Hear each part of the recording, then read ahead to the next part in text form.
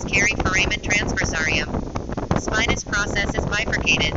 The transverse process has an anterior tubercle and a posterior tubercle between them. We find a groove, the sulcus for the spinal nerve. Articular surfaces lay in horizontal plane.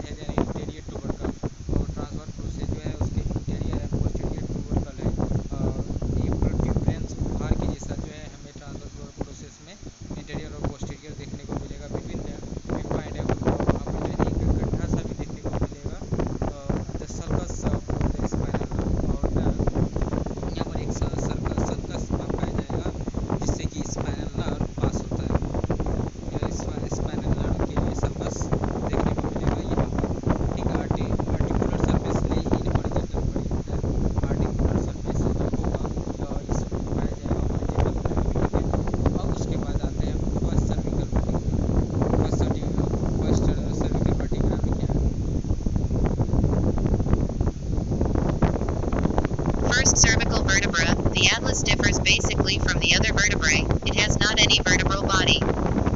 In the atlas we therefore describe a smaller anterior arch and a larger posterior arch. Both arches have small protuberances, the anterior and posterior tubercles. Lateral to the large vertebral foramen of the atlas lie the lateral masses, each of which have a superior and an inferior articular facet. On the inner side of the anterior arch is the articular facet for the dens. Fovea dentis. From the foramen of the transverse process, which is located in the processus transversus, a groove, the sulcus arterii vertebralis, extends across the posterior arch for the reception of the vertebral artery.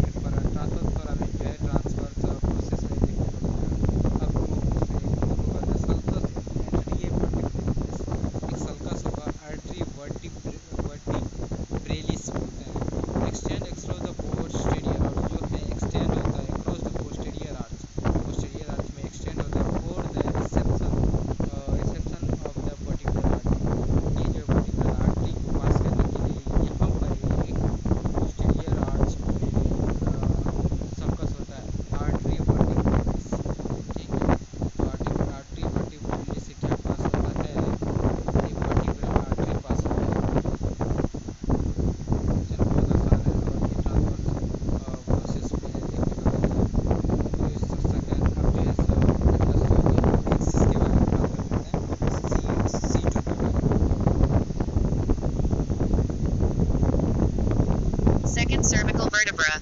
The axis carries the dens or odontoid process. On the cranial surface of the body, the axis carries a tooth-like process, the dens axis, which ends by the apex dentis.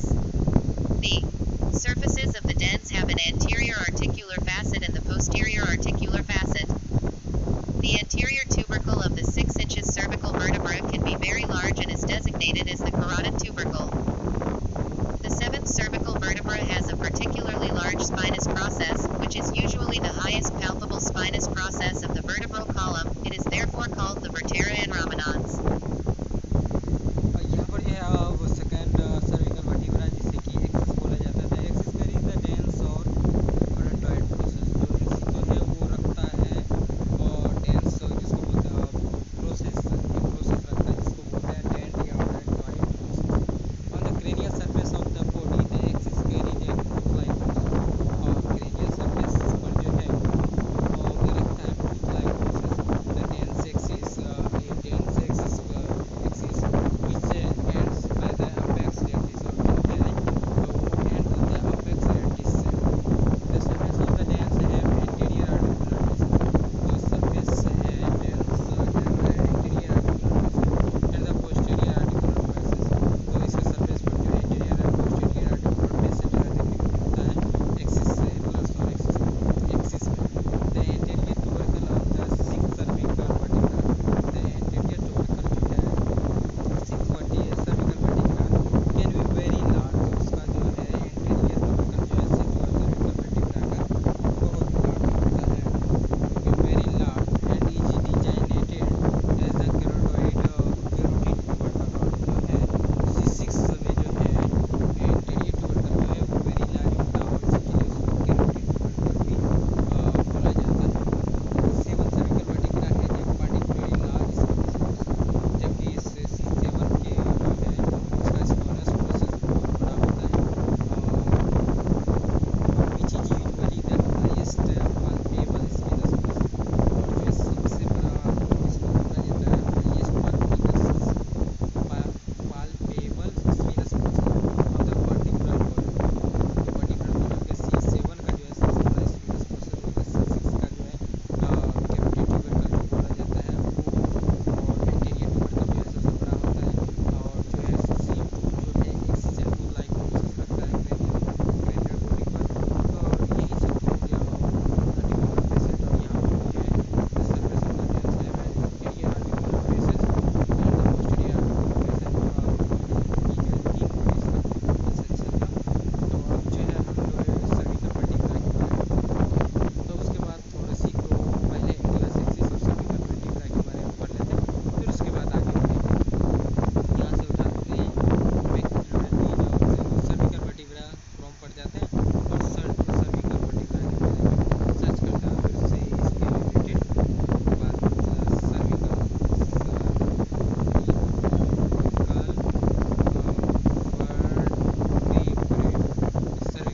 में आ गए और According to Cleveland Clinic, your cervical spine consists of the first 7 vertebrae in your spine. It provides support for the weight of your head, surrounds and protects your spinal cord, and allows for a wide range of head motions. अगर यहाँ पर बात करें तो Cleveland clinic के अनुसार आपकी ग्रीवा रीढ़ में आपकी रीढ़ में पहले 7 कशेरुक होते हैं. ये आपके सिर के वजन के लिए समर्थन प्रदान करता है, आपकी रीढ़ की हड्डी को घेरता है और उसकी सुरक्षा करता है, और सिर की गतियों की एक विस्तृत श्रृंखला की अनुमति देता है. यहाँ पर your cervical spine consists of the first 7 vertebrae in your spine. तो C7 vertebra जो है cervical vertebra रहता है. C1 जानते ही है C1 को atlas बोलते हैं और C2 को axis बोलते हैं और यहाँ पर जो ये इसका काम होता है it provides support to the weight of our head. Head के वेट के जो है ना इसको सपोर्ट देता है स्ट्रेट रखने में. Surround and protects our spinal cord और ये जो है स्पाइनल कोड को सराउंड करता है और प्रोटेक्ट भी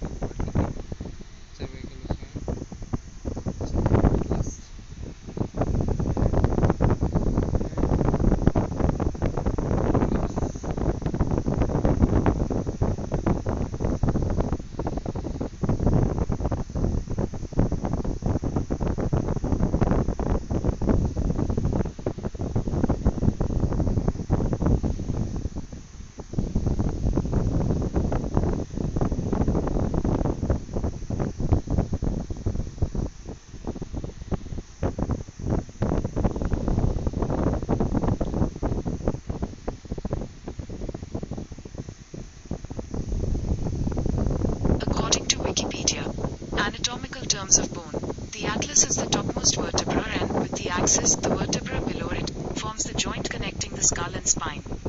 The atlas and axis are specialized to allow a greater range of motion than normal vertebrae. They are responsible for the nodding and rotation movements of the head. Atlas जो है सबसे पहले support करता है और ये body का मतलब हेड का वेट भी संभाल करके रखता है और शरीर में जो भी फंक्शन जो करता है हेड सब जो है एटलस और इसकी मदद से ही जो है ये करवाते हैं। तो एटलस का ये फंक्शन जो है देख लेते हैं। इंटीरियर लोअर कलम ये जो है interior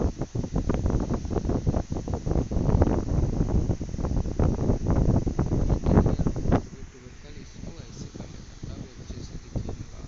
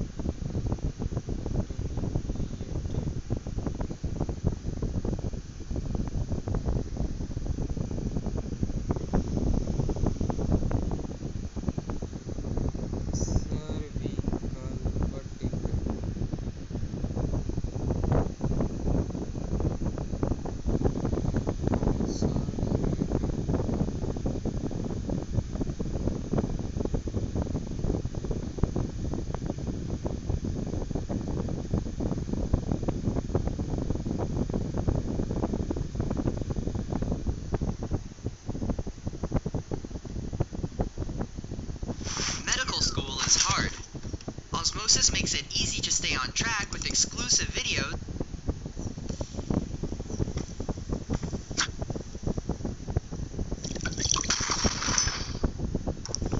Let's go on to C3. So C3, again, you're going to see a lot of the same thing with these guys. See a lot of similar trends. So this guy right here, if you look, again, this is C3 through C6. And again, this guy has these little superior articulating processes with facets. It has the spinous process, but what's different about this one, if you notice, we have it in yellow here. This is actually called the bifid spinous process. And so what helps to identify this one is that this, when you have this bifid spinous process, that identifies that it's C3 all the way down to C6. Okay, so again, bifid spinous process. This is the body, the centrum, they also can call it that. And again, if you notice right there, there's your transverse process right there with the transverse foramen. And again, there's the other transverse process with the transverse foramen. And here's your vertebral foramen right there. Okay, again, you can technically say here is my lamina, and then here is my pedicles. Oh, and then one more thing, the inferior articulating processes with facets right there. Okay, so that's C3 through C6. Now C7 is actually going to be very, very specific. Because if you notice the little knob right there, the little knob, this is actually called the vertebral column. This is actually what you feel in the back of your neck. You feel a little knob there. Just to notice that it's C7, the last cervical vertebra here. So C7 is this vertebral prominence. And again, if you look here, these things right here, these are the superior articulating processes with facets. Sometimes people will look at this and think, oh, it's a lumbar vertebrae. No, it's not. I'm sorry, thoracic vertebrae. But how you can tell that is it has three holes. Only the cervical vertebrae have the transverse foramen, right? So again, this is the transverse foramen, transverse process, body or centrum, superior articulating process with facets, and again, vertebral prominence, spinous process. If I flip it over, we'll hit the inferior side. Inferior side here is going to be the inferior articulating process with facets, and again, inferior articulating process with facets there. Alright, and again, vertebral foramen where the spinal cord runs through. Alright, that covers C7.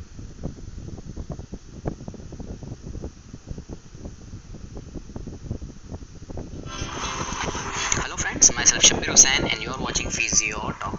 दोस्तों आज की video में हम बात करने वाले हैं Atlas vertebra के बारे में। तो जैसा कि आप देख पा रहे हैं, हमने हमारा स्केलेटन चूज कर लिया है। इस पर हम पढ़ेंगे एटलस वर्टिब्रा के बारे में। तो जो एटलस वर्टिब्रा होती है वो टॉपमोस्ट वर्टिब्रा होती है, जिसको हम सीवन के नाम से भी जानते हैं। एटलस ऐसी वर्टिब्रा है जो हमारे स्कल और स्पाइन के बीच में जॉइंट फॉर्म करती है। जो हमारे हेड का नॉडिंग और रोटेशन होता है वो एटलस और एक्सिस वर्टिब्रा की वजह से होता है। तो जिस वर्टिब्रा के बारे में आज हम पढ़ने वाले हैं वो है सीवन वर्टिब्रा, जिसको हम एटलस वर्टिब्रा के नाम से भी जानते हैं। तो आज की वीडियो में हम एटलस वर्टिब्रा को पढ़ेंगे। तो इस तरीके से आप देख पा रहे हैं एटलस वर्टिब्रा को हमने ग्रीन कलर के अंदर डिनोट कर दिया है ताकि आप इसकी लोकेशन को अच्छी तरीके से समझ पाएंगे कहाँ पर एटलस वर्टिब्रा होती है हमारे स्केलेटल सिस्टम के अंदर। तो आज की वीडियो में हम एटलस वर्टिब्रा की एनाटॉमी पढ़ने वाले हैं, इसकी सर्फेसेस पढ़ने वाले हैं। तो जल्दी से हमारी इस एटलस वर्टिब्रा आइसोलेट कर लेते हैं और पढ़ते हैं इसकी एनाटॉमी को। तो दोस्तों जिस तरीके से आप देख पा रहे हैं, हमने हमारी एटलस को आइसोलेट कर लिया है। जब आप एनाटॉमी लैब में जाते हैं और एटलस वर्टिब्रा को अपने हाथ में लेके स्टडी करते हैं तो इस तरीके से आपको ये हड्डी दिखाई देती है, ये एटलस बोन दिखाई देती है, जिसको हम सीवन वर्टिब्रा के नाम से भी जानते हैं। टॉपमोस्ट वर्टिब्रा है हमारे स्केलेटल सिस्टम की, जो कि हेड को हमारे वर्टिब्रल कॉलम से कनेक्ट करती है। तो इस तरीके की आपको कुछ नजर आएगी एटलस वर्टिब्रा जब आप इसको देखोगे। तो आप अच्छे से देखिए रियल में ऐसी होती है हमारी एटलस वर्टिब्रा। अब हम पढ़ते हैं इसके पार्ट्स के बारे में। तो उससे पहले अगर हम इसके पार्ट्स पढ़ते हैं तो हमें इस बोन को थोड़ा सा कलरफुल बनाना पड़ेगा ताकि हम इसके जो पार्ट्स हैं उसको बहुत अच्छे तरीके से स्टडी कर पाएं। तो जैसा कि आप देख पा रहे हैं, हमने हमारी एटलस वर्टिब्रा को बहुत सारे रंगों में रंग दिया है ताकि हम इस वर्टिब्रा को बहुत अच्छे तरीके से समझ सकें, इसके पार्ट्स को अच्छे तरीके से याद रख सकें एग्जाम पॉइंट ऑफ व्यू से। तो ये जो रेड कलर का पार्ट आप देख पा रहे हैं साइड में, जो कि विंग्स की तरह नजर आ रहा है, ये पार्ट, इसको हम बोलते हैं ट्रांसवर्स प्रोसेस। ये एटलस वर्टिब्रा का ट्रांसफर प्रोसेस है। और ये जो ग्रीन कलर का पार्ट आपको नजर आ रहा है ट्रांसवर्स प्रोसेस के पास में, इसको हम बोलते हैं lateral mass of Atlas vertebra. और ये जो बीच में आपको एक फोरामेन नजर आ रहा है, इसको हम बोलते हैं वर्टिकल फोरामेन, जहाँ से स्पाइनल कॉर्ड पास होती है। और ये ट्रांसवर्स प्रोसेस के पास में जो फोरामेन नजर आ रहा है, इसको हम बोलते हैं ट्रांसवर्स फोरामेन। तो जो एटलस वर्टिब्रा है, इसके अंदर आपको दो फोरामेन देखने को मिलते हैं। एक तो हो गया ट्रांसवर्स फोरामेन, जो कि आप देख पा रहे हैं ट्रांसवर्स प्रोसेस के पास में, और दूसरा होता है वर्टिकल फोरामेन, जिसके अंदर से स्पाइनल कॉर्ड पास होती है। उसके बाद ये जो आप लाइट ब्लू कलर की सरफेस देख रहे हैं, this is superior articular surface, और इसके ठीक नीचे होती है इंफीरियर आर्टिकुलर सरफेस। ये जो आप ब्रॉड पार्ट देख पा रहे हैं नीचे की ओर, this is inferior articular surface. और ये है एंटीरियर आर्च। ये जो ऑरेंज कलर का पार्ट देख पा रहे हैं, इसको हम बोलते हैं एंटीरियर आर्च। और इसको हम बोलते हैं इंफीरियर वर्टिकल नॉच। जो ये डार्क ग्रीन पार्ट आप देख रहे हैं, इंफीरियर आर्टिकुलर के ऊपर जो आप ग्रीन पार्ट देख पा रहे हैं, इसको बोलते हैं इंफीरियर वर्टिकल नॉच। ये डार्क ब्लू कलर का हिस्सा जो देख पा रहे हैं, इसको बोलते हैं tubercle of transverse ligament Atlas. This is transverse process again. और ये जो बीच में आप ग्रीन पार्ट नजर आ रहा है आपको, इसको बोलते हैं फैसेट, फोविया डेंटिस के नाम से इसको जाना जाता है। This is anterior arch, transverse foramen. तो ये हो गए एटलस वर्टिब्रा के पार्ट्स। अब हम जाते हैं इसकी सर्फेसेस के बारे में। ये जो ग्रीन पार्ट आप देख पा रहे हैं, इसको बोलते हैं एंटीरियर ट्यूबरकल। ये जो रेड पोर्शन आप नजर आ रहा है आपको, ये होता है कोफॉर्म वर्टिब्रल आर्टरी, जहाँ से वर्टिब्रल आर्टरी पास होती है। This is inferior vertical notch.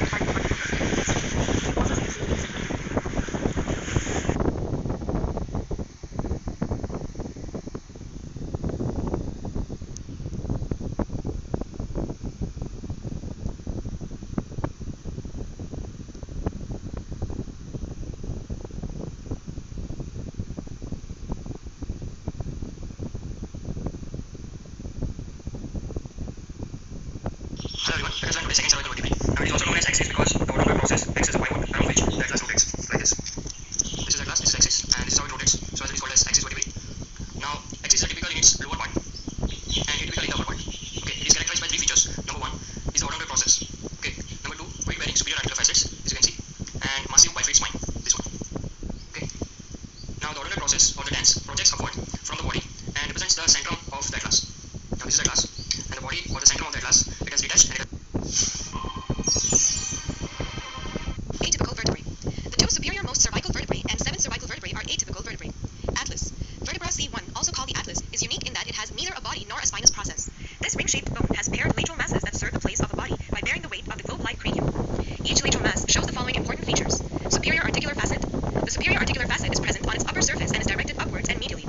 The kidney-shaped concave superior articular surfaces of the lateral masses articulate with two large cranial protuberances, the occipital condyles at the sides of the foramen magnum, and form the atlanto-occipital joint. Inferior articular facet. The inferior articular facet is present on its lower surface and is directed downwards, medially, and backwards. It articulates with a corresponding facet on the axis vertebra to form an atlanto-axial joint. Transverse process. The transverse processes of the atlas project laterally from the lateral masses, causing them to be more laterally placed than those of the inferior vertebrae. This feature makes the atlas the widest of the cervical vertebrae, thus providing increased leverage for attached muscles. It is pierced by foramen transversarium. Anterior and posterior arches, each of which bears a tubercle in the center of its external aspect, extend between the lateral masses, forming a complete ring. On the posterior surface of the anterior arch, there is an oval facet which articulates with the dents. The posterior arch, which corresponds to the lamina of a typical vertebra, forms about 2/5 of the ring and has a wide groove for the vertebral artery on its superior surface, and the C1 nerve also runs in this groove. Attachments and relations. Anterior tubercle. It provides attachment to the anterior longitudinal ligament. Provides insertion on each side to upper oblique part of longus colli. Anterior arch. The upper border gives attachment to the anterior atlanto-occipital membrane. The lower border gives attachment to the lateral fibers of the anterior longitudinal ligament. Posterior tubercle. It provides attachment to the ligamentum nuchae in median plane. It gives origin to rectus capitis posterior minor on each side. Posterior arch. Groove on upper surface is occupied by the vertebral artery and by first cervical nerve. Behind the groove, the upper border gives attachment to the posterior atlanto-occipital membrane. The lower surface gives attachment to highest pair of ligament flava. Transverse process. Its upper surface anteriorly gives origin to rectus capitis lateralis. Upper surface posteriorly gives origin to superior oblique muscle. Lower surface of tip gives origin to inferior oblique muscle. Lateral margin and lower border gives origin to levator scapulae. Posterior tubercle of transverse process gives origin to splenius cervicis and scalene medius. Tubercle on medial side of the lateral mass gives attachment to transverse ligament of the atlas. Anterior surface of lateral mass gives origin to rectus capitis anterior. ये दवाई ले लेना, Flipkart help से ले लेना, नया app है, 30% of मिलेगा।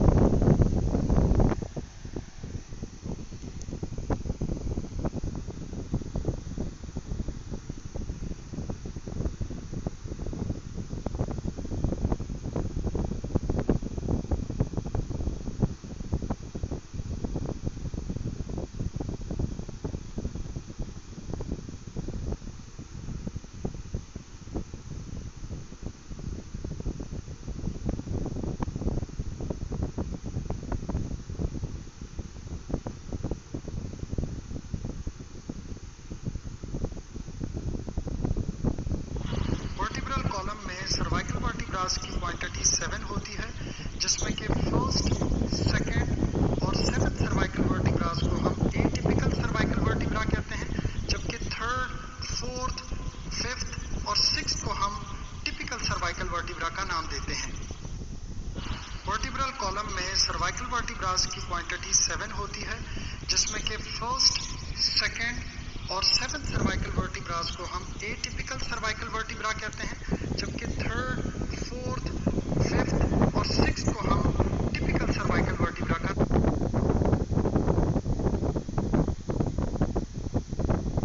Nerve roots extend from the spinal cord through the openings of each side of the cervical vertebrae.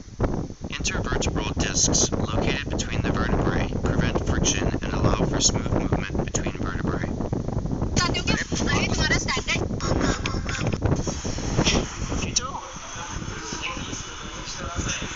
उठाना है भाई मुझे।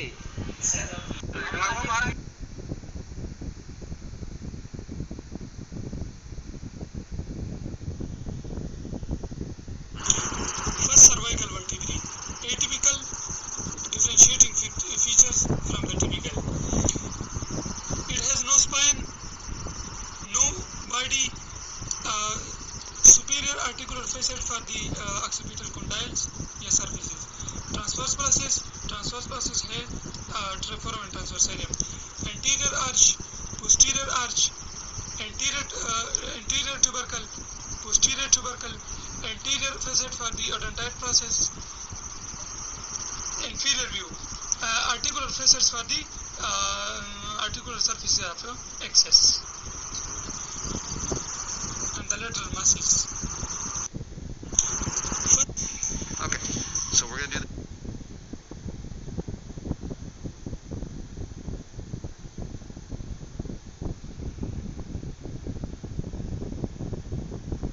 Hi friends, welcome to Interactive Medicine. Today I teach a new topic, the difference between cervical, thoracic and lumbar vertebrae. The structure of typical vertebrae.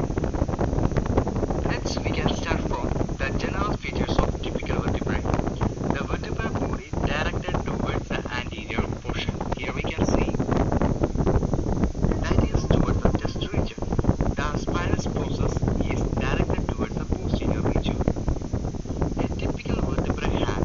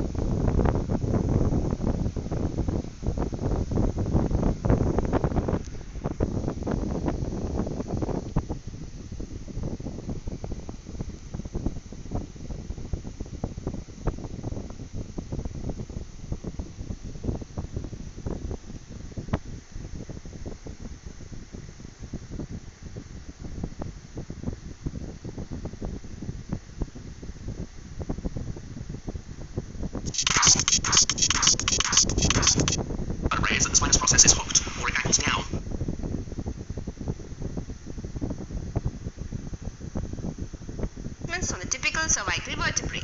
The mnemonic used here is Hi.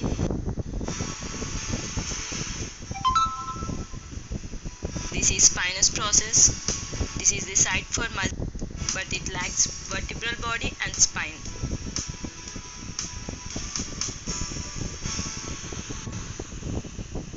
अब तो ये सब बात कर लिए, फिर उसके बाद हम आगे बढ़ चुके हैं इधर, इसलिए हम यहाँ पर आते हैं और फिर बात करते हैं सर्विकल वर्टिब्रा। तो हमने देख रखा है सर्विकल हो गया, पेक्यूलर रीजन में दोनों सर्विकल वर्टिब्रा देख रहे हैं,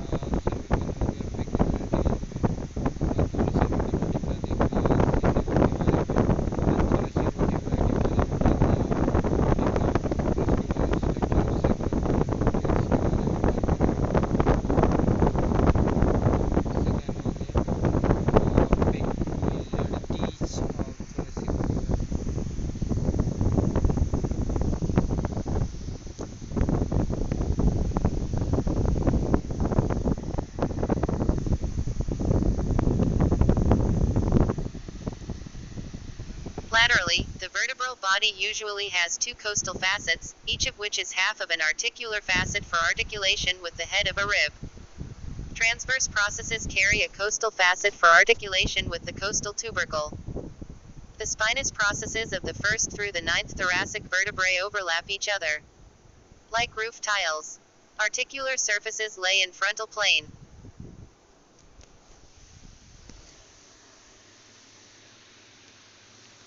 तो peculiarities of the thoracic vertebra. Laterally, the vertebral body usually has two costal facets. तो thoracic vertebra में जो है lateral portion में vertebral body जो है usually two costal facet रखता है, each of which is half of an articular facet, जो कि articular facet से half होता है for articulation with the head of a rib. और ये जो है rib जो है thoracic vertebra से ही तो निकलता है, उसके लिए यहाँ पर ये जोड़ने के लिए ये रखता है, आर्टिकुलेशन के लिए जोड़ने के लिए यहाँ पर facet होता है. Transverse process carry a costal facet for articulation with the costal tubercle. Transverse process carry, ये transverse process रखता है a costal facet for articulation with the costal tubercle. The spinous process of the 1st through the 9th thoracic vertebra overlap each other. एक दूसरे को overlap each other करता है like roof tiles. Spinous process जो है 1st through the 9th thoracic vertebra overlap, एक दूसरे को overlap करता है each other like roof tiles. Articular surface lay in frontal plane. Articular surface जो है lay in frontal plane. The 1st thoracic vertebra has a complete articular facet. जो 1st thoracic vertebra होता है उसके complete articular facet होता है, and the cranial border of its body and a half facet at the caudal border. The 10th vertebra has only a half articular facet. जबकि 1st के पास complete होता है, 10th के पास incomplete articular facet देखने को मिलता है, यानी कि half articular facet देखने को मिलता है. While the 11th has a complete articular facet, जबकि 11 के पास complete articular facet देखने को मिलता है, and its cranial border. The 12th thoracic vertebra has the articular facet for the head, और head के लिए जो articular facet देखने को मिलता है rib in the middle of the lateral surface of the body.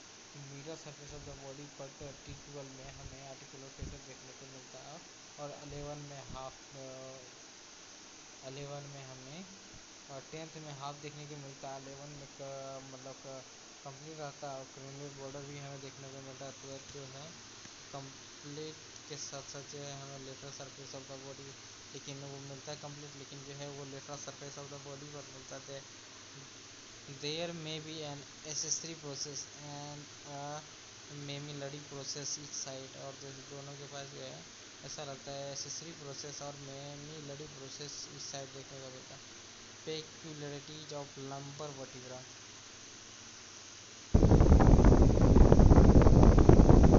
Peculiarities of the lumbar vertebra. The bodies are much larger than the दूसरे vertebra की बात करें तो इसका body जो है much larger होता है. Spinous process is flat and directed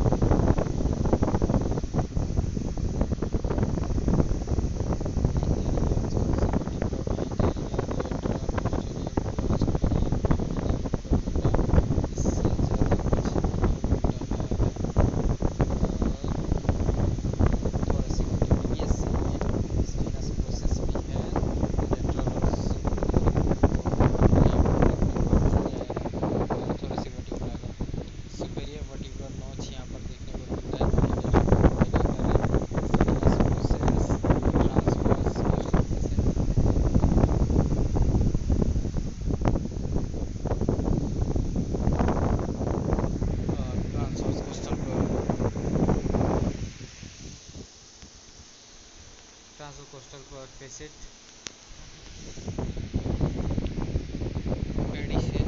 simply articular facet, और ये इसके अपोजिट यहाँ पर inferior costal facet, inferior costal facet superior, articular facet superior, vertebral notch, inferior vertebral notch, यहाँ पर पूरा सुपीरियर इंफीरियर वर्टिब्रल सुपीरियर, और articular facet inferior costal facet, inferior articular superior और इंफीरियर सुपीरियर पोस्टल फेसेट, यहाँ costal facial facet superior और postal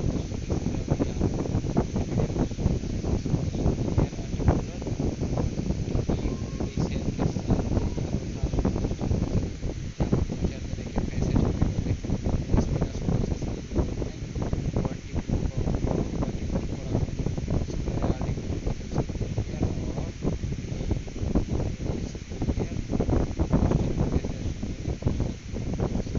articular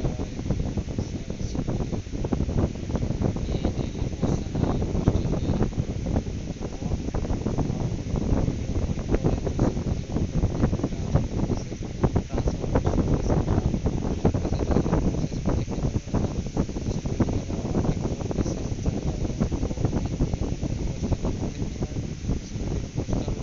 postal facet, यहाँ पर 3-4 तरह के फेसेट हमें जो देखने को मिलते हैं स्पाइनस प्रोसेस की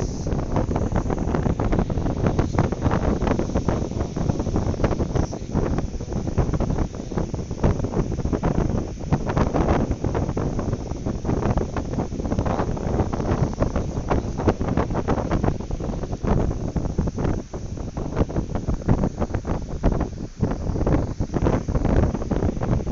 vertebral foramen superior, articular facet superior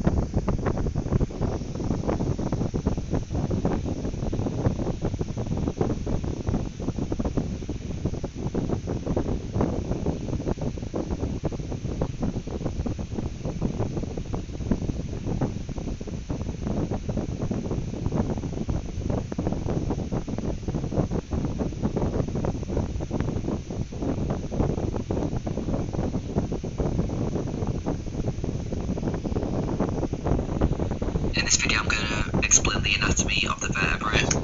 Overall there's 5 regions of the vertebral column. There's the cervical region, which is C1 to C7, and that's located in the neck. The thoracic region, which is T1 to T12, which is located in the chest area. The lumbar region, which is located in the lower back and goes from 1 to L5. And there's also 5 sacral vertebrae which are fused and 4 coccyx vertebrae which are fused. I'm only talking about the cervical, thoracic and lumbar vertebrae. The typical cervical vertebrae has a vertebral body, also known as a centrum, and that's the weight bearing portion of the vertebrae. It also has a Transverse Process, which means it splits into 2. And this is on the vertebrae C2 to C6, because C1 and C7 are atypical. It also has transverse foramina, which is the opening in the transverse processes, and that allows the vertebral arteries to reach the brain. It has laminar pedicles and transverse processes, which are collectively known as the vertebral arch. And the vertebral foramen is the opening where the pedicles meet. And collectively, the vertebral foramen are called the vertebral canal. The atypical cervical vertebrae are C1, C2 and C7, collectively known as the vertebral arch. And the vertebral foramen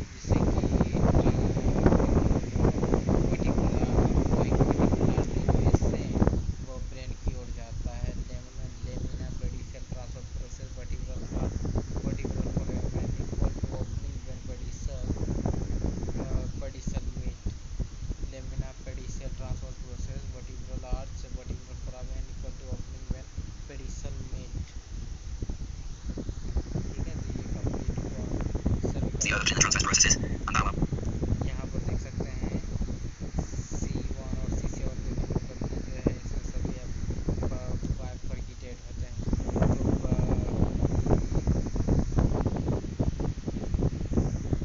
bifurcated lamina superior articular process है, anterior and posterior tubercle और transverse process, ये anterior है, ये anterior ये है, posterior ये है, body foramen transverse pedicel vertebral foramen और वाइफिर स्पाइन लेमिना, ये हो गया typical vertebral. the vertebral arch arteries to reach the brain. It has laminar pedicles and transverse processes, which are collectively known as the vertebral arch.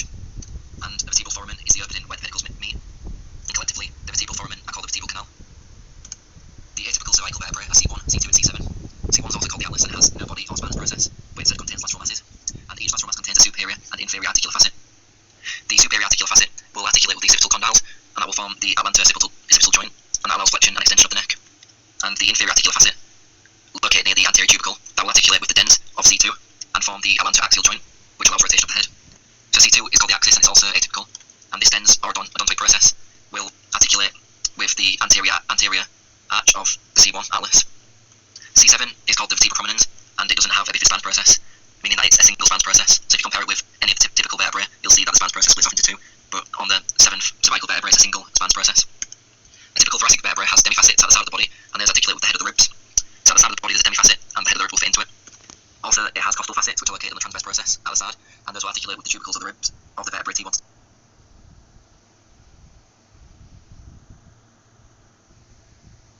Demifacets sides of body articulate with heads of rib। और डेमीफेसेट जो होता है इससे जो है tips जो attach होता है। Costal facet located on transverse process जो है कोस्टल फेसेट देखने को मिलता है articulate with tubercle of the ribs, और ये आर्टिकुलेशन होता है इसका रिब्स T1 to T10 में देखने को मिलता है। T10 जो है हाफ रहता है, 11 जो है फुल रहता है, लेकिन 12 में जो है लेटरल पोजीशन पर देखने को मिलता है costal facet. Spinous process long and slant inferiorly रहता है। Superior and inferior costal facet demifacet superior joint to ribs to top of vertebra, inferior joints rib to bottom of the vertebra. तो costal जो होता है rib का coastal बोलता है, और ये सुपेरियर और इंफीरियर ये जॉइंट होता है, आर्टिकुलेशन होता है रिब्स का और वर्टिब्रा से। So the side of these transverse processes are the costal facets, and those will articulate the tubercles of the ribs. The spans process is long and slants inferiorly, and it also has superior and inferior costal facets. The superior costal facets or demifacets joins the ribs to the top of the vertebra, and the inferior joins the ribs to the bottom of the vertebra. And it also has superior and inferior articular processes, which form facet joints with vertebrae below and above. So the superior articular processes will articulate with the inferior articular processes of the vertebrae above to form the facet joint. The atypical thoracic vertebrae are T1, T10, T11, and T12. T1, the superfacet, is not a demifacet, as it's the only vertebrae to articulate with the first rib. T10 has a single pair of whole facets, which articulate with the 10th rib, and it doesn't have inferior demifacets, as it only articulates with the rib corresponding. T11 and T12 each have a single pair of costal facets, and those are located on the pedicles instead of the transverse process. So instead of being located on this side of the transverse process, they'll be located on the pedicles instead. A typical lumbar vertebrae has an articular process, and those will form the facet joints. It also has a long transverse process and a short spans process. It has accessory processes, which are found on the posterior aspect of the transverse processes, and these will be a site of attachment to the deep back muscles. अब जो है यहाँ पर limber vertebra के बारे में articular process, facet, long transverse process, short spinous process, accessory process इसमें found on posterior aspect of transverse process, deep back muscles हमें देखने को mamillary process, posterior aspect of superior articular process, deep back muscles हमें देखने को मिलता है lumbar vertebra में। And the memory process is located on the posterior aspect of the superior articular process, and that will also be a site of attachment for the deep back muscles. So on the posterior side of the superior articular process is the memory process, and that will be a site of attachment for the deep back muscle.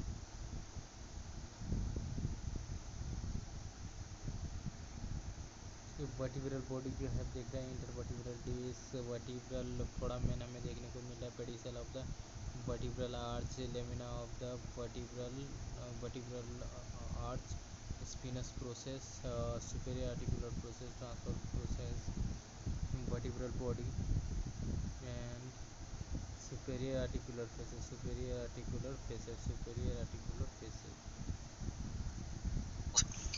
And the accessory process is found on the posterior aspect of the transverse process, and that's also a site of attachment for the deep back muscles. And again, like the other typical vertebrae, it has a pedicle, a lamina, transverse processes which make up the vertebral arch, and it also has a vertebral body and a spinous process. The only atypical lumbar vertebrae is the L5 vertebrae, and this has a large vertebral body and a large transverse process. And this is because it's used for weight bearing and supporting the weight of the rest of the vertebral column. Because if you go back to the start of the vertebral column, the fifth lumbar vertebrae has to hold up the entire weight of the other vertebral column.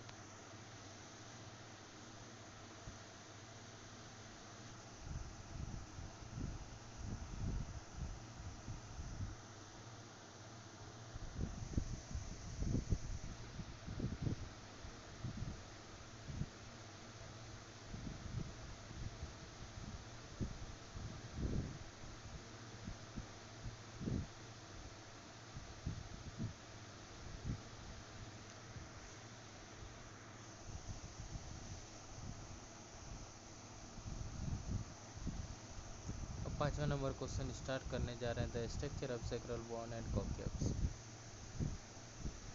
Sacrum is a collection of 5 fused vertebrae. It is described as an upside-down triangle, with the apex pointing inferiorly. On the lateral walls of the sacrum are facets, for articulation with the pelvis at the sacroiliac joints. The coccyx is a small bone, which articulates with the apex of the sacrum. It is recognized by its lack of vertebral arches. Due to the lack of vertebral arches, there is no vertebral canal, and so the coccyx does not transmit the spinal cord. तो हम यहाँ पर the structure of sacral bone and coccyx के बारे में बात करने जा रहे हैं. तो यहाँ पर कैसे होगा the structure of sacral bone and coccyx. Sacrum is the collection of 5 fuse vertebrae. और जहाँ की हम लोग जो बात कर रहे हैं, इट इज डिस्क्राइब्ड, जो ये जो है ना 5 वर्टिब्रा जो है फ्यूज्ड हो करके वो बनाता है sacrum. It is described as an upside down triangle. और ये जो है अपसाइड डाउन ट्रायंगल जैसा ये शो होता है with the apex pointing inferiorly. और इसका अपेक्स जो है इनफेयरली पॉइंट करता है inferiorly. On the lateral wall of the sacrum are facet. Lateral wall जो है सैक्रम का, वहाँ पर फेसेट हमें देखने को मिलता है. Four articulation with the pelvis and the sacroiliac joints. और ये फॉर्म करता है सैक्रोइलियक जॉइंट्स. और आर्टिकुलेशन यहाँ पर जो है ना आर्टिकुलेशन देखने को फेसेट मिलता है, जो कि आर्टिकुलेशन में हेल्प करता है, पेल्विस से सैक्रम को जोड़ता है. The coccyx is small bone. Coccyx को जो है स्मॉल बोन कहते हैं. Which articulate with the apex of the sacrum. और ये जो है 4 बोन से मिल करके बना होता है. 4 बोन जो है फ्यूज हो जाता है, और इसमें जो उतना मिलता नहीं है, पूरा फ्यूज हो जाता है, और इसको 1 ही गिनती करते हैं इसमें. It is recognised by its lack of vertebral arches. और इसे को जो है रिकॉग्नाइज किया जाता है वर्टिब्रल आर्चेज के through. Due to lack of vertebral arches इसको रिकॉग्नाइज किया. There is no vertebral canal. इसमें वर्टिब्रल कैनाल नहीं देखने को मिलता है. and so the coccyx does not transmute the spinal cord, और इसी कारण से जो है coccyx में स्पाइनल कोड हमें देखने को नहीं मिलता है और इससे जो है स्पाइनल कोड ट्रांसमिट नहीं होता है। तो वर्टिब्रल कॉलम में जो whole section of vertebral column curvature, तो structure of sacral and coccyx ये देखना होगा 5 number.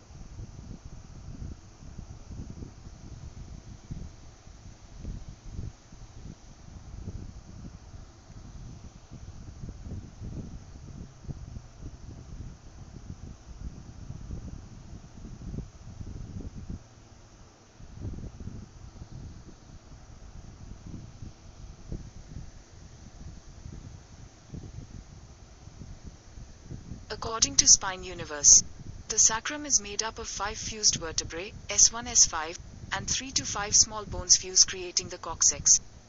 Both structures are weight-bearing and integral to functions such as walking, standing and sitting. The sacrum and coccyx are weight-bearing spinal structures. यह sacrum जो है 5 fuse vertebra fuse होकर के बनता है, जबकि यहाँ पर जो है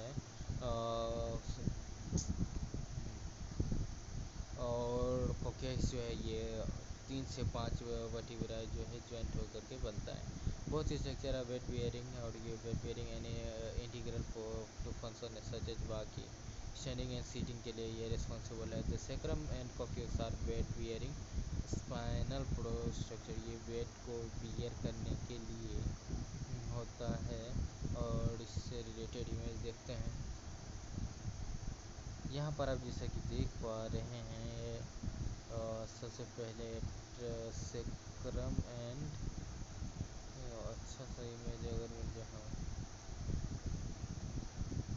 सैक्रम एंड कॉक्सिक्स, हाँ सुपेरियर आर्टिकुलर फेसेट, यहाँ पर ट्रायंगल लाइक शेप आपको देखने को मिल रहा है। डोर्सल सैक्रल फोरामेन, डोर्सल जो सैक्रल फोरामेन देखने को मिल रहा है, सैक्रल कैनाल भी आपको देखने को मिल रहा है, जबकि आप देखेंगे कॉक्सिक्स में ऐसा कैनाल नहीं मिलेगा क्योंकि वो पूरा फ्यूज रहता है और उससे स्पाइनल नर्व भी क्रॉस नहीं करता है। कॉक्सिक्स टेलबोन यहाँ पर जो है ये पूरा चिपका हुआ, ये 3 to 5 बोन से मिलकर के बना होता है। डोर्सल सैक्रल फोरामेन आपने देख लिया, सैक्रल हाइटस भी आपने देख रखा है, सैक्रल हाइटस इसको बोलते हैं।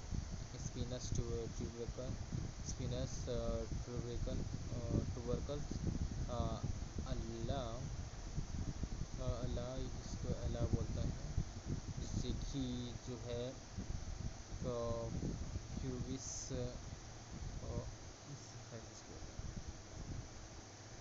Sacral canal, superior articular facet देखने को यहाँ पर सुपेरियर आर्टिकुलर फेसेट देखने को मिला।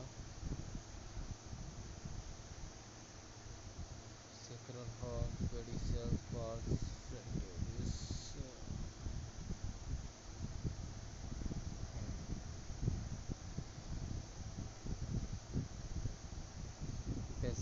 base of the sacrum of the sacral ala, sacral ala, anterior sacral promontory, anterior sacral promontory, anterior sacral foramen, anterior sacral foramen, और transverse lines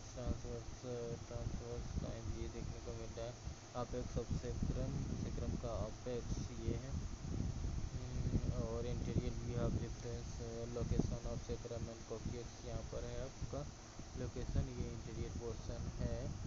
superior articular facet ये posterior भी आप देखेंगे। Sacrum ये इस बात से ये सैक्रल हाइटस, सैक्रल हाइटस जो है पोस्टीरियर पोर्शन में आप देख पाएंगे, और कॉक्सिक्स तो नीचे में देख रहे हैं C4 और 3 to 5 होता है, और average on an average 4 bone मानते हैं कॉक्सिक्स में होता है। सैक्रल कैनाल देखने को मिला है। सैक्रल ट्यूबोसिटी आर्टिकुलर सरफेस हम देखते हैं। Lateral sacral crest, posterior sacral foramen, median sacral crest, sacral cornu, coccygeal cornu, transverse process.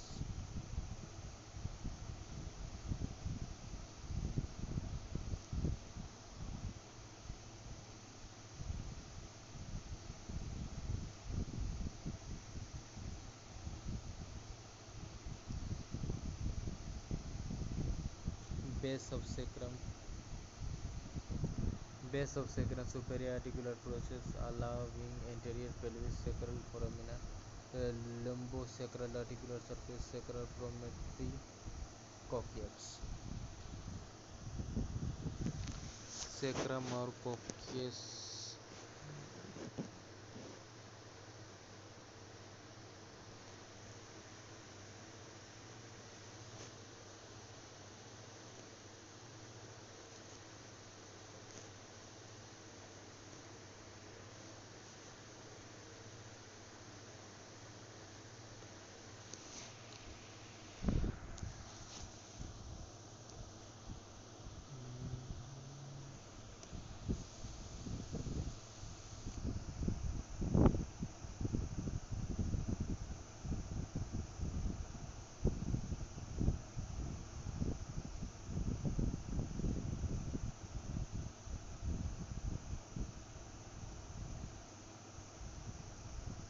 Hello everyone, this is Ruem from Ken Hub and welcome to another anatomy tutorial where this time we're going to be talking about the sacrum and the coccyx. And in order to do so, we're going to be looking at these two images that you see now on the screen. So here on the image on the left side, you can clearly see here the ventral view of the sacrum and also here the coccyx. And on this image of the right side here, you find the dorsal view now of the two bones. So in this tutorial, we're going to be talking about two main points. One is going to be the different bones and bony landmarks that we find here, and another one will be then the most important ligaments that we find attached to the sacrum.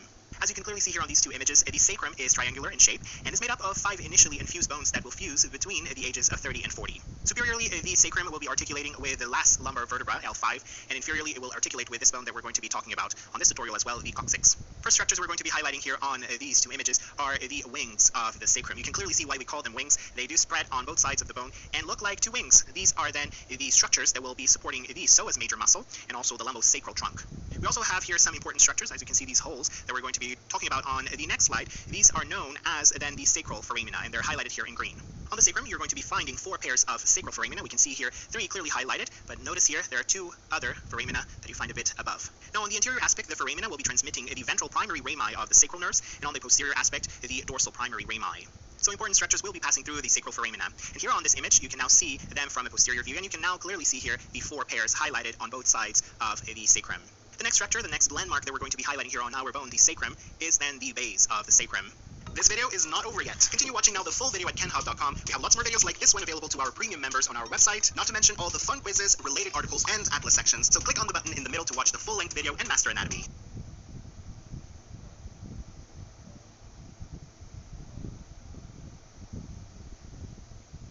First class का ticket बहुत महंगा होता है भाई, इसलिए हम तो without ticket, free का ट्रैवल, फ्री का एसी। मर गई, डबल पेनल्टी लग गई। पैसे बचाने का इतना शौक है तो नेटमेट्स पे जाओ, बेस्ट सेविंग्स और डिस्काउंट्स पाओ। Netmeds India. We're going to talk about the sacrum. So sacrum, first thing we have is the superior articular process. There's one here and here. We have the sacral canal, which the orange pipe cleaner is going through right now. You have the sacral promontory, which is on the anterior side, would be this ridge right here. You have the ala, which will be on the superior surface on the lateral sides of the sacrum. The transverse lines will be these lines right here, in between the sacral foramina. So one is foramen, multiple are foramina. You also have on the posterior side the median sacral crest, which is this ridge. The sacral hiatus is a break in the sacral canal down here, and the auricular surface of the sacrum are on the lateral sides. They're the ears of the sacrum. You also have the coccyx, which is attaches inferiorly to the sacrum, and it's usually 3 to 5 fused vertebrae.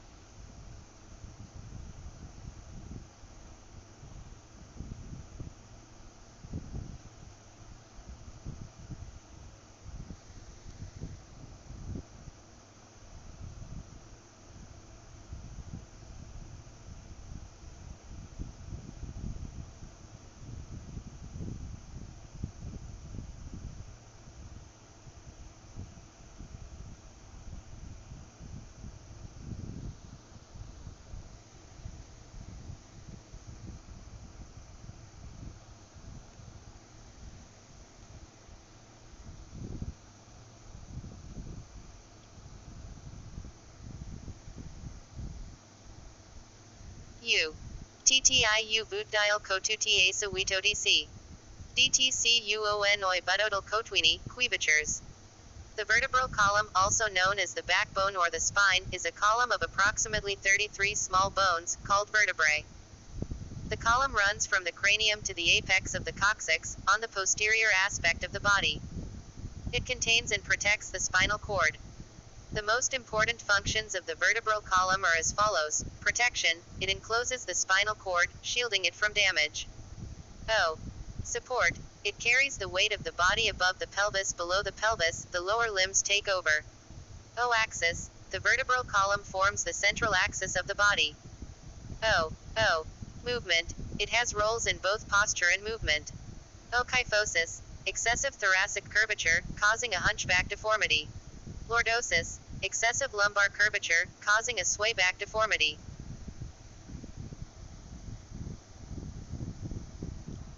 तो यहाँ पर हम लोग बात करने जा रहे हैं the vertebral column as a whole. सभी वर्टिब्रल कॉलम के बारे में, सेक्शन ऑफ वर्टिब्रल कॉलम और कर्वेचर के बारे में बात करने जा रहे हैं। The vertebral column as a whole section of vertebral column और कर्वेचर के बारे में बात करेंगे। द वर्टिब्रल कॉलम, जो वर्टिब्रल कॉलम है, also known as the backbone और द स्पाइन या बैकबोन ऑफ द स्पाइन बोलते हैं vertebral column. Is a column of approximately 33 small bones. ये जो है एक कॉलम है, एक सीरीज है, इस टाइप का कॉलम है। और रो तो आप जानते हैं ऐसे बोला जाता है, और कॉलम, ये कॉलम है 33 बोन के का कॉलम है, कॉल्ड वर्टिब्रा, और इसे वर्टिब्रा बोलते हैं। The column runs from the cranium, ये कॉलम जो है रन करता है cranium to the apex of the coccyx, और ये जो है क्रेनियम जो है यहाँ पर बोन होता है प्लस एक्सिस, क्रेनियम से स्टार्ट होकर के ये कॉक्सिक्स तक जाता है, कॉक्सिक्स जो लास्ट होता है इसका। On the posterior aspect of the body, और पोस्टीरियरली ये अरेंज होता है एक कॉलम के रूप में। It contains protect and spinal cord, it contains and protect spinal cord. इसी के बीच से जो है कॉलम के बीच से, वर्टिब्रल कॉलम के बीच से स्पाइनल कॉर्ड पास होता है। The most function of the vertebral column are as follow, जो कि कुछ इंपॉर्टेंट फंक्शन है वर्टिब्रल कॉलम का, उसका यहाँ पर नीचे में दिया गया है। सबसे पहले है प्रोटेक्शन जो है ये encloses the spinal cord shielding from damage. Spinal cord इसके थ्रू जो है रन्स करता है, जिसके कारण जो है एक बोन सपोर्ट भी मिल जाता है, और ये जो है स्पाइनल कोड को कोई हार्म नहीं होता है इसके कारण। Support: it carries the weight of body above the pelvis, below the pelvis and the lower limb take over. ये जो है सपोर्ट करता है, एक तो ऊपर से हेड को भी सपोर्ट करता है और फुल बॉडी को भी ये स्ट्रेट रखने में सपोर्ट करता है। Axis: the vertebral column form the central axis of the body.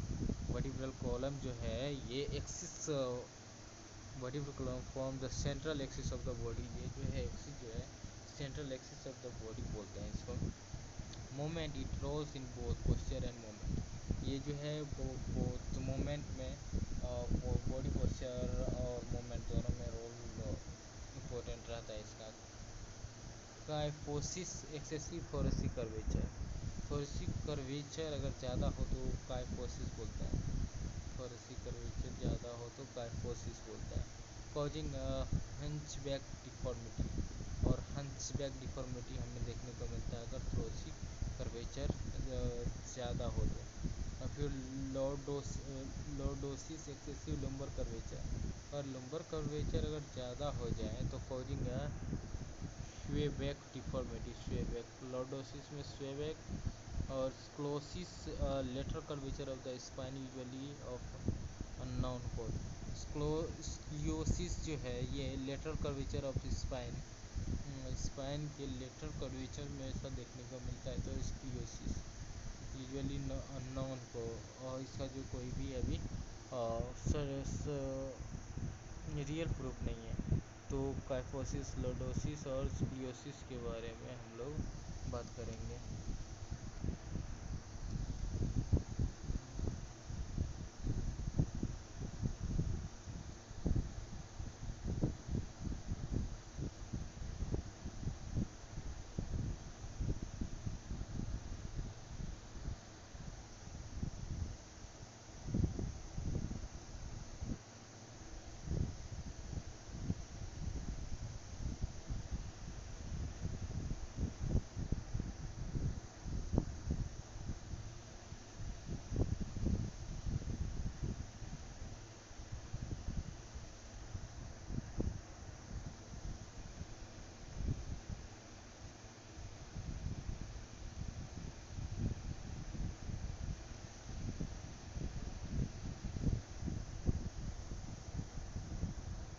अरे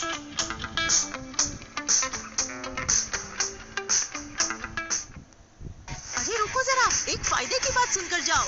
धनी पर मिलता है up to 70% off on household items. Hey everyone, this is Dan with RegisteredNurseRN.com, and in this anatomy lesson, I'm going to cover the vertebral column, also known as the spine, the spinal column, or the backbone. The vertebral column not only houses the spinal cord, which is located within that vertebral cavity, but it also distributes weight to the lower limbs, supports the head, allows for the attachment of various muscles and ligaments, and it facilitates movement and stability. The vertebral column is part of the axial skeleton, and it is made up of 33 individual bones during youth, which anatomists classify as irregular bones. Approximately 9 of the bones at the terminal end of the spine later fuse in adulthood to form 2 larger bones, the sacrum and the coccyx, which I covered in detail in previous anatomy videos on this channel. After the bones of the sacrum and coccyx fuse, the typical vertebral column consists of 26 bones, which anatomists divide into 5 main regions. And yes, you're going to want to remember these 5 regions for your anatomy exams. The first region is the cervical region, which consists of 7 cervical vertebrae, which make up the neck, and they are abbreviated as C1 through C7. Anatomists also call this region the cervical spine. And 7 and cervical both start with the same S sound, so that can help you remember that there are 7 cervical vertebrae. Next, you have the thoracic region, which consists of 12 thoracic vertebrae, abbreviated as T1 through T12. And it is super easy to remember that there are 12 thoracic vertebrae because they articulate with the 12 pairs of ribs to form part of that thoracic cage. And so you have 12 ribs and you have 12 thoracic vertebrae, and 12 and thoracic both start with the letter T, so that can also help you remember. Next, you have the lumbar region, which consists of 5 lumbar vertebrae, and these are abbreviated as L1 through L5, and these vertebrae are larger and denser than the preceding vertebrae, allowing them to support the weight of the upper body. And when you add 5 lumbar vertebrae to the 7 cervical vertebrae, you get 12, which is kind of interesting because that's how many thoracic vertebrae you had in between them. Also, people who work 9 to 5 jobs often complain of having lower back pain when they clock out at 5, so that's how I remember there are 5 lumbar vertebrae. Just below the lumbar vertebrae, you have the 1 sacrum bone, which consists of 5 fused sacral vertebrae, which anatomists label S1 through S5. This triangular bone articulates with the hip bones laterally and with the coccyx bone inferiorly to form the bony pelvis. And then finally, you have that 1 coccyx bone, which consists of 3 to 5 fused coccygeal vertebrae, which anatomists abbreviate as CO1 through CO4 or 5 or 3, depending on how many you have. And this bone is also called the tailbone, and it represents the terminal end of the vertebral column. And between these vertebrae, you have 23 intervertebral discs, which separate, anchor, and cushion each vertebra. However, it is important to note that there is no intervertebral disc between C1, which is also called atlas, and C2, which is called axis, or between the sacrum and coccyx bones. As you move down the spine, these shock-absorbing pads of fibrocartilage progressively thicken in size, and they consist of 2 main parts, the nucleus pulposus and the annulus fibrosis. The nucleus pulposus is a gel-like center of the intervertebral disc, and it is comprised of a mixture of water, collagen, and proteoglycans. Let the name help you out here. Nucleus means the central part of something, and pulposus is just a fancy word that means pulp. So this is the pulpy center of the intervertebral disc. The annulus fibrosis surrounds the nucleus pulposus in a series of ringed fibrocartilage layers, which is what the word annulus means. It means ringed, and the fibrosis just refers to the fibrous nature of the rings, which consist of type 1 and type 2 collagen. Now the interesting thing about this annulus fibrosis is that each ring layer is going to have fibers arranged at an oblique angle, which alternates with each ring, so it creates kind of like an X-like crisscross pattern. And these intervertebral discs are capped at the top and bottom with a thin cartilaginous end plate. Now let's take a look at the curves of the vertebral column. And as you look at it from the side, you'll notice right away that it's in a sort of S-curve shaped pattern, and it has 4 curvatures. 2 of them are called primary curvatures, and the other 2 are called secondary curvatures. The primary curvatures, which are also called kyphotic curves, are curves that were present during fetal development. These curves are convex, curving outwardly toward the back side of the body, and they include the thoracic curvature, again T1 through T12, and the sacrococcygeal curvature, which includes the sacrum and coccyx bone. The secondary curvatures are also called lordotic curves, and these are curves that slowly begin to form in the spine postpartum after the baby's been born. And these curves are concave, curving inwardly toward the front of the body, and they are going to include the cervical curvature, which is C1 through C7, as well as the lumbar curvature of L1 through L5. And I'll talk a little bit more about some ligaments in the spine in a future video when I talk about the anatomy of a typical, and then of course some of those specific regional vertebrae. Okay, that wraps up this video over the anatomy of the vertebral column. Now we have a free quiz that you can take on our website by clicking the link in the description or comment section below. That will help test you over this content and retain as much information as possible. In addition, we have an entire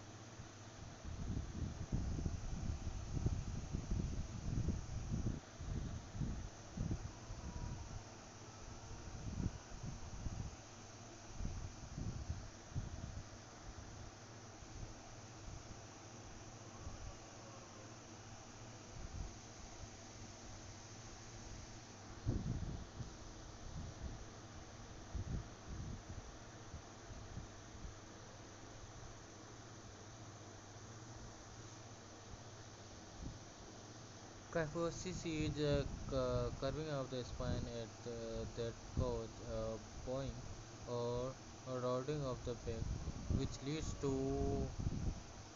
hunch neck of slouching posture. तो ये kyphosis is fine हमें देखने को मिलता है। Normal ये है और ये अब नॉर्मल, और यहाँ पर का कोशिश देख सकते हैं, और ये कुबड़ापन ही बोलते हैं इसको, का कोशिश। नॉर्मल स्पाइन पोजिशन का कोशिश। और पहले आपने देखा थोरेसिक और लुम्बर में लॉर्डियोसिस देखने को मिलता है। और आप देख सकते हैं यहाँ पर इमेज के हिसाब से एबनॉर्मली प्रोन्स्टिट्यूट abnormally side base curve, lordosis, kyphosis, scoliosis, hyperkyphosis, hyperlordosis, kyphosis और स्क्लियोसिस।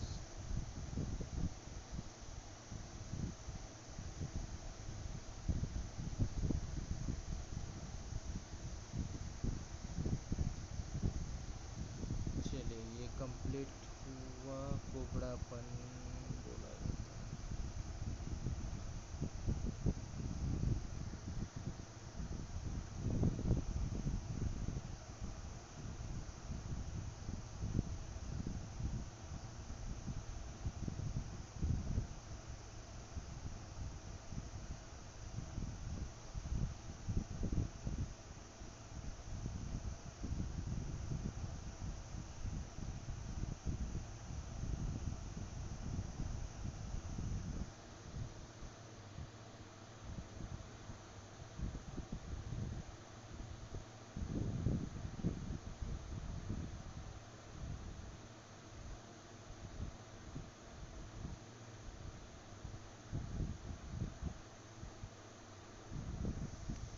तो अब हम लोग बात करने जा रहे हैं classification of rib structure. The first से 12 ribs in each rib we distinguish a bony part, os costal, और उसे जो है ओस कोस्टल बोला जाता है। And at the anterior end the costal cartilage, और anterior end costal cartilage. There are 12 pair of ribs, और 12 पेयर ऑफ रिब्स होता है, of which the upper 7 are connected directly to the sternum and are called true ribs। जो कि 7 ribs होते हैं ऊपर से, 1 से 7 जो होता है 12 रिब्स होते हैं, 1 से 7 जो होता है ट्रू रिब्स होता है। 5 the lower 5 ribs, false ribs, are joined directly 8 to 10th। 8 और 10 जो है ज्वाइंट रहता है, 5 रिब्स रहता है। तो और नोट 8 और 11 एंड 12 जो है टू द स्टर्नम। तो 8, 10, 11, 12 जो है और ये स्टर्नम से अटैच नहीं होता। 11 और 12 को फ्लोटिंग रिब बोलते हैं और फॉल्स रिब बोलते हैं। 8, 10 और 8 और 10 को, 8 to 10, 8, 9 और 10 को, और एंड 11, 12 को जो है लोअर लिप्स स्टर्नम से अटैच नहीं होता है। तो 8 to 10 जो है लोअर 5 फॉल्स रिब बोलता है। 5 जो है वो ट्रू रिब्स, 1 से 7 ट्रू रिब्स, और 8 से 12 जो है 5 रिब जो है वो फॉल्स रिब बोला जाता है। और जो है इसमें से 8 से 9 जो है इनडायरेक्टली अटैच होता है। इनडायरेक्टली कैसे, तो इमेज में देख लेंगे। 11, 12 जो है ये फ्लोटिंग रिब होता है, ये तो अटैच होता ही नहीं। ईच रिब हैज हेड, और प्रत्येक रिब को जो है हेड होता है, नेक एंड बॉडी देखने को मिलता है।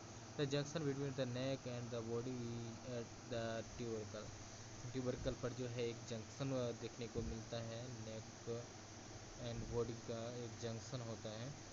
The head and the tubercle each have an articular facet। The head and the tubercle each have an articular facet होता है। From the second and the 10th rib, the articular facet of the head is divided into two by the crest। जो second और 10th रहता है, second to 10th जो रहता है उसके पास जो आर्टिकुलर फेसेट है वो डिवाइडेड होता है 2 पार्ट में, by the crest of the head of the rib. वो crest of the head of the rib में डिवाइडेड रहता है टू पार्ट में, लेटरल एंड वेंट्रल, लेटरल और ventral. To the tubercle is angle of the rib, lateral and tubercle, lateral and ventral जो है tubercle angle बोला जाता है, और उसको बोलते हैं angle of the tubercle is lateral and ventral tubercle जो है एंगल ऑफ रिब कहलाता है, विथ एक्सेप्शन ऑफ फर्स्ट के जो है एक्सेप्शन है फर्स्ट 11 एंड 12, ऑल डिप्स है कोस्टल सर्कस, सबके पास जो है कोस्टल सर्कस होता है, ऑन लोअर सरफेस में सबके पास कोस्टल सर्कस होता है except first 11 and 12। The first dip is small और एंड फ्लैटेंड, जो है फर्स्ट जो है स्मॉल के साथ साथ फ्लैटेंड भी होता है, और on the inner circus circumference, inner circle अंदर की परिधि पर, ऑफ इट्स क्रेनियल सरफेस, उसके ऊपर जो है क्रेनियल सरफेस होता है, is an area of roughness, cranial surface का जो है एरिया रफनेस होता है, द स्केलिंग ट्यूबरकल, और उसको स्केलिंग ट्यूबरकल देखने को मिलता है, posterior to it lies the sulcus of the subclavian artery, posterior जो होता है टू इट लाइव रखता है the sulcus of the subclavian artery, और सल्कस रहता है जिससे कि सबक्लेवियन आर्टरी पास होता है, and in front of it is the sulcus of subclavian vein, and इसके फ्रंट में पोस्टीरियर में तो सबक्लेवियन आर्टरी जाता है, और इंटीरियर में जो फ्रंट या इंटीरियर बोल सकते हैं सबक्लेवियन वेन पास होता है। The second dip has tuberosity for the serratus interior muscle, and tuberosity होता है सेकेंड डिप के पास जो है ट्यूबरसिटी होता है for the serrate interior muscle, serratus interior muscles के लिए।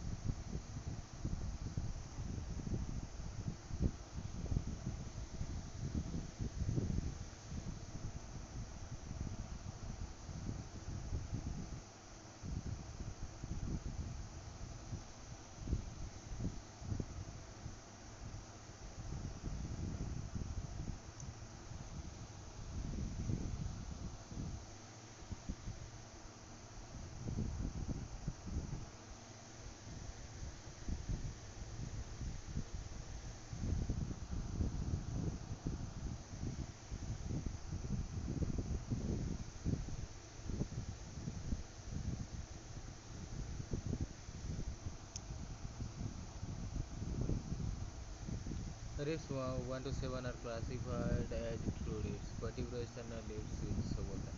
The costal cartilage form each of these ribs attaches directly to the sternum. क्योंकि ये जो है 107 जो है वो डायरेक्टली स्टर्नम से अटैच होता है इसी के लिए, और वर्टिब्रो एक्सटर्नल रिब्स भी बोलता है, और ये ट्रू रिब्स होता है। रिब्स 8 to 12 जो है फॉल्स रिब्स बोला जाता है, वर्टिब्रो कॉन्ट्रल रिब्स बोलते हैं। 8 to 10 जो है इनडायरेक्टली अटैच होता है, 11-12 जो है वो फ्लोटिंग रिब्स कहलाता है। The costal cartilage form these ribs do not attach directly to the sternal, ये डायरेक्टली अटैच नहीं होता स्टर्नम से, और इससे इमेज हम देखते हैं।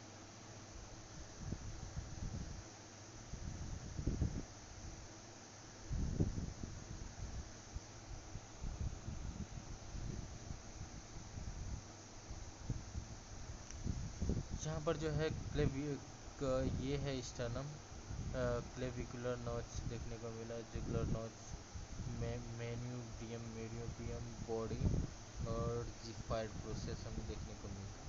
स्टर्नल एंगल यहाँ पर है body, xiphoid process inferior interior view of sternal interior, superior inferior jugular notch ऊपर में देखने को मिलता है, जबकि यहाँ पर भी jugular notch, clavicular notch, clavicles के पुला पीछे की ओर, external angle, costal cartilage, intercostal cartilage, inferior डिफाइड process, external manubrium body, jugular jugular notch, anterior view of skeleton of thorax, inferior.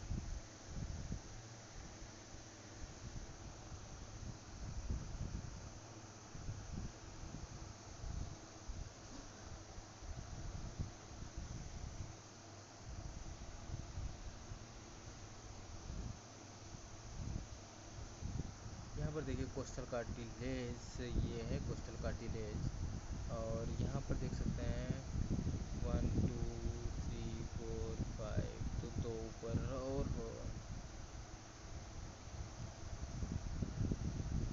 1 2 3 4 5 6 7 8 9 10 11 12 एक से साथ जो है डायरेक्टली अटैच्ड है। एक और फिर से कट करते हैं इसको। ये इमेज अच्छा है, फ्लोटिंग रिब्स यहाँ पर दिख रहा है, इमेज अच्छा वाला देखते हैं जिसमें कि अच्छे से शो किया हो। ये वाला अच्छा है। ट्रू रिब्स जो है वर्टिब्रो,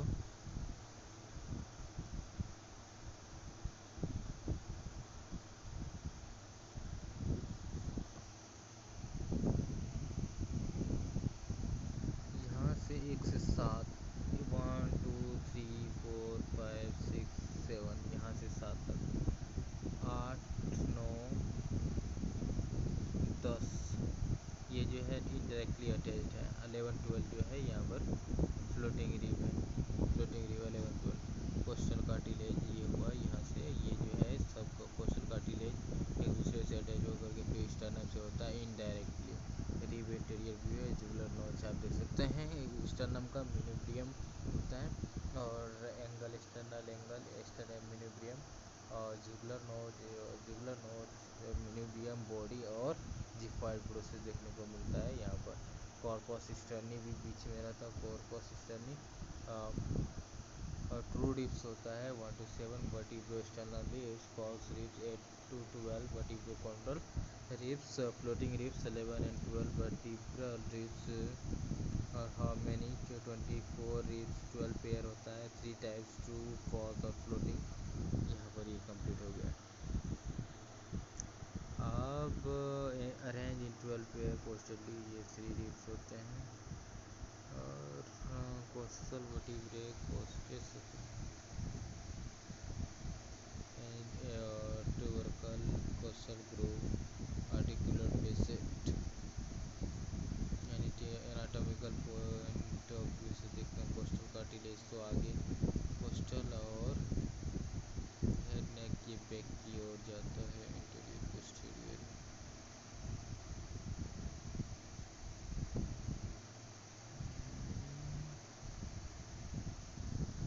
कोई अच्छा इमेज का कोई नहीं दिखता।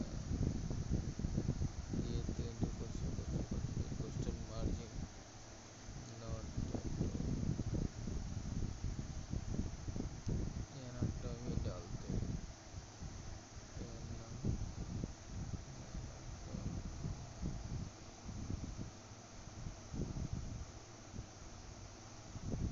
से वही image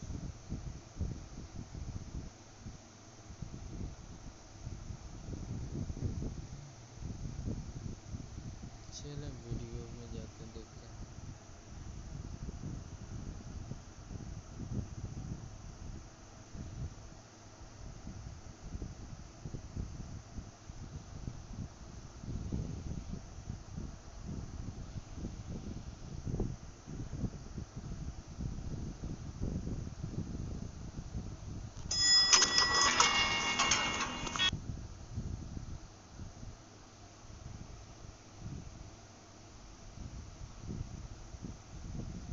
Hey everyone, this is Dan with RegisteredNurseRN.com, and in this anatomy lesson, I'm going to cover the vertebral column, also known as the spine, the spinal column, or the backbone. The vertebral column not only houses the spinal cord, which is located within that vertebral cavity, but it also distributes weight to the lower limbs, supports the head, allows for the attachment of various muscles and ligaments, and it facilitates movement and stability. The vertebral column is part of the axial skeleton, and it is made up of 33 individual bones during youth, which anatomists classify as irregular bones. Approximately 9 of the bones at the terminal end of the spine later fuse in adulthood to form 2 larger bones, the sacrum and the Hello everyone, this is Shwem from KenHub, and on this anatomy tutorial we are going to be looking at the ribs and costal cartilages. We will cover the structure and major landmarks of ribs. We will start by looking at the overall anatomy of the ribs, that is, their location and organization in the body, and the three different types of ribs. Next, we will look at the bony landmarks found on all ribs, and then examine the landmarks that can be found on only a few specific ribs. Once we know our way around the ribs in the thorax, we'll look at what happens when something goes wrong with the ribs. Now, ribs are part of the axial skeleton, which is made up of the skull, spine, ribs, sternum, and sacrum. Ribs are long. They're thin bones that make up the thoracic cage. The rib cage protects vital organs found in the thorax, like your heart and lungs. It also provides attachments for some of the muscles that move your arms and help you breathe. Now let's look at the types of ribs that we can find in the human body, including true ribs, false ribs, and floating ribs. We'll start by looking at the rib cage from the front to see the costal cartilages. Now this is an image of the rib cage from the front. The sternum is highlighted in green, and ribs are classified into three groups by how they attach to the sternum. The first 7 pairs of ribs are what we call true ribs, and true ribs attach directly to the sternum through costal cartilage. Ribs 8, 9, and 10 are called then false ribs. They also attach to the sternum, but not directly. Instead, they attach to the costal cartilage of the true ribs. Note that the true and false ribs have a flat sternal end to accommodate the costal cartilage. The cartilage forms the joint between the rib and the sternum.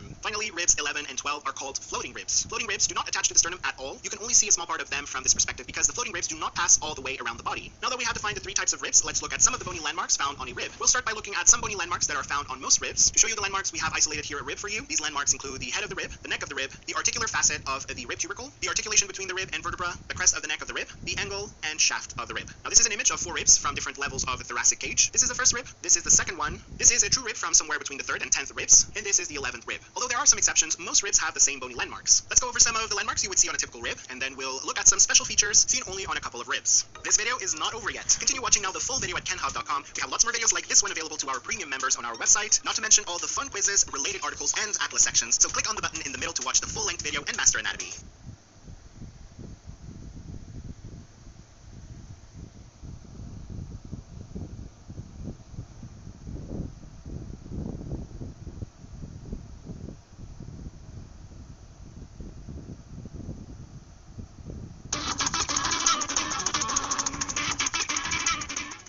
See the posterior of the ribs. As we know, there are 12 pairs of the rib. Posteriorly, they will attach to the thoracic vertebra.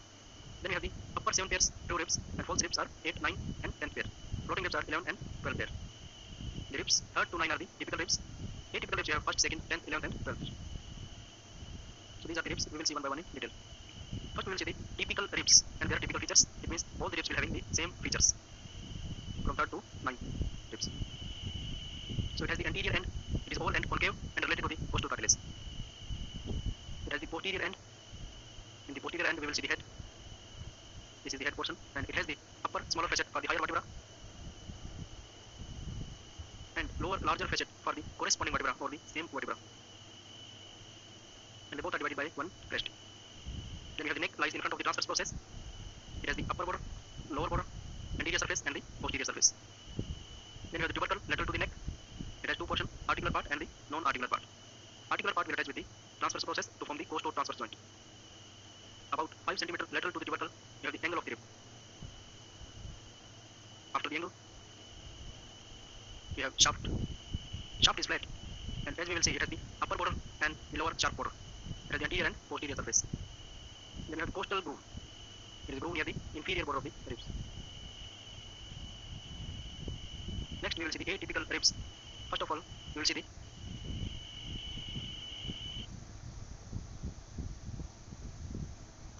posterior end head. Posterior और upper smaller और lower जो है larger होता है shaft. Anterior end oval and concave. ठीक है. neck ये neck region का है. tubercle यहाँ पर देखने को मिल रहा है. angle भी है यहाँ पर angle. costal groove typical is similar to similar function सब में देखने को जो मिले. Next we will see the atypical ribs. First of all, we will see the first rib. It is the shortest and broadest rib. It has no costal groove. It has 2 surfaces and 2 borders. 2 surface, upper and lower surface, 2 border, inner and outer border. This is the head. It has a rounded neck. Then the tubercle. Anterior to the tubercle you will see the attachment of the scalenus medius muscle on the upper surface. Then on the medial border we have the scalene tubercle. It will give attachment to the scalenus anterior muscle. Posterior to the tubercle we have groove for the subclavian artery, and posterior to the groove attachment for the serratus anterior muscle. Anterior to the tubercle we have groove for the subclavian vein. Most anterior side we have the attachment for the subclavius muscle. अब जो है यहाँ पर typical first atypical की बात करें, typical में तो सब था वो जब भी जो नॉर्मल है हेड और उस टाइप का था, लेकिन जो है एटिपिकल की बात करें तो फर्स्ट इसमें एटिपिकल आता है। फर्स्ट एटिपिकल में हमें नेक रीजन दिखा है, ट्यूबरकल जो है देखने को मिलता है, हेड, नेक और बॉडी, स्केलनियस और स्केलनी। यहाँ पर ये पहले बड़ा है तो स्केलनियस और स्केलनी ऐसे बोलता है ट्यूबरकल। ग्रूव ऐसे है, ग्रूव स्केलनस, ये सेरेटस एंटीरियस, सेरेटस एंटीरियस ग्रूव है, ये सेरेटस एंटीरियस ये ग्रूव एसवी है इसका नाम, और सब क्लेवियस, टू बॉर्डर है, टू सरफेस टू बॉर्डर, और इसमें कोस्टल ग्रूव नहीं है। शॉर्टेस्ट एंड ब्रॉडेस्ट है, shortest and broadest, first shortest and broadest region. Now we will see the relations anterior to the neck. Medial to lateral side we have the sympathetic chain. Then we have the posterior intercostal vein. Then superior intercostal artery. Then we have the T1 nerve root. So these are the structures medial to lateral side. यहाँ पर जो है जिससे जो पास होता है sympathetic chain, post inferior when, post inferior cervical vein. Then we have the T1. Now we will see the relations anterior to the neck. Medial to lateral side we have the sympathetic chain. Then we have the posterior intercostal vein. Then superior intercostal artery. Then we have the T1 nerve root. So these are the structures medial to lateral side. यहाँ पर जो sympathetic chain, intercostal vein और intercostal artery, superior intercostal artery, posterior में inferior costal artery और superior में Then we have the T1 nerve root. So these are the structures medial to lateral side. Then atypical secondary rib. So it is length, if you see, that is twice than the first rib. Angle is slight and close to the tubercle. This is the head, neck, tubercle, and near the tubercle we have angle. Outer surface, if you see, it is more facing upward. Anterior to the angle we have the attachment for the splanus posterior muscle on the upper surface and 1.5 digit of the serratus anterior muscle divided by the tubercle. Then 10th rib, it is closely upper surface and 1.5 digit of the serratus. To first 2 और 10 atypical है तो यहाँ पर देख सकते हैं। और atypical one में length is twice than first rib, ये लेस देन फर्स्ट रिब्स है। Angle is slight and close tubercle, angle जो है स्लाइड क्लोज ट्यूबरकल के पास में है। Outer surface faces more upward, outer surface faces more upward. Middle में है ट्यूबरकल। नेक यहाँ पर है, हेड, नेक, ट्यूबरकल और एंगल पास में ही है। स्केलनियस पोस्टीरियर और सेरेटस जो है इंटीरियर पोर्शन पर हमें देखने को मिलता है। और ये जो है फर्स्ट वाले रिब से 2 गुना है और ये सेकेंड रिब है। अब Anterior muscle divided by the tubercle. Then 10th rib, it is closely resembles the typical ribs and only have single facet for the T10 vertebra. 11th and 12th ribs, both are short. It has pointed end, neck and tubercles are absent. Typical ribs 10th rib जो है वो atypical में आता है। 1, 2 और 10, 11, 12 जो है ये सब एटिपिकल का यहाँ पर क्लोजली रिसेंबल है टिपिकल रिब। ये जो है टिपिकल रिब से ही रिसेंबल करता है, लेकिन only single facet T10। Atypical ribs 11 and 12 rib बहुत और छोटा होता है, पॉइंटेड एंड्स, इसका जो है एंड्स पॉइंटेड होता है। नेक एंड ट्यूबरकल सब्सेंट, नेक एंड ट्यूबरकल सब्सेंट होता है इसमें 11 एंड 12 में। जबकि 3, 4, 5, 1, 2 और इस 10 से छोड़ करके पॉइंटेड एंड होता है। नेक ट्यूबरकल एब्सेंट हो जाता है। Angle and coastal groove body marked in 11th, absent in 12th। Angle and coastal groove ये भी जो है पुअरली 11 में तो पुअरली मार्क होता है, लेकिन 12 में एब्सेंट ही हो जाता है। and coastal growth fields say they are poorly marked in 11th and absent in 12th. इसी तरह से ये वाला ख़त्म हुआ क्वेश्चन, और आगे देखते हैं। 7 नंबर हो गया कंप्लीट।